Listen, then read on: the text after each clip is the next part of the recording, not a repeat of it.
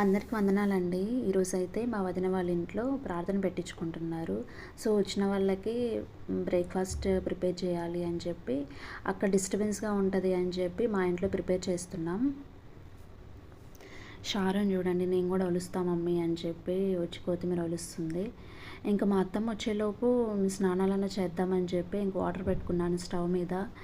ఇదిగో కిచెన్ అయితే ఇలా ఉందండి. మరి ప్రిపేర్ చేసిన తర్వాత ఎలా అయిద్దో మరి చూడాలి. ఇదిగో మా అత్తమ్మ వచ్చి ఇక్కడ పక్కన ఉంది మా చిన్నత్తమ్మ అండి.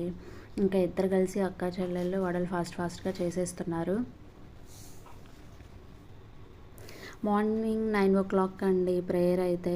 ఇంక అప్పటికే చాలా లేట్ అయిపోయిందని చెప్పి ఇంకా నేనైతే రూత్‌ని పికప్ చేసుకొని రూత్‌ని తీసుకొని ఇంకా బయలుదేరాం మా వదిన వాళ్ళ ఇంటికి. ఇక్కడ మా హస్బెండ్ చూడండి, ఏంది రూత్‌కి స్కూల్‌కి పంపించలేదా అని చెప్పి అడుగుతున్నాడు. ఇంకొచ్చామండి, ప్రార్థనకైతే వచ్చాము. ఆ టైంలో అందరూ 1 by 1 ప్రేయర్ చేస్తూ ఉన్నారు.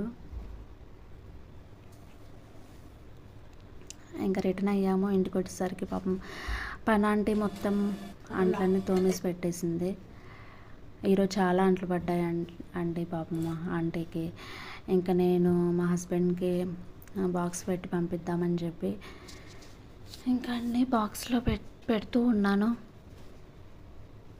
పెట్టేసి మా వదిన వాళ్ళ అబ్బాయితో అయితే పంపించేశాను.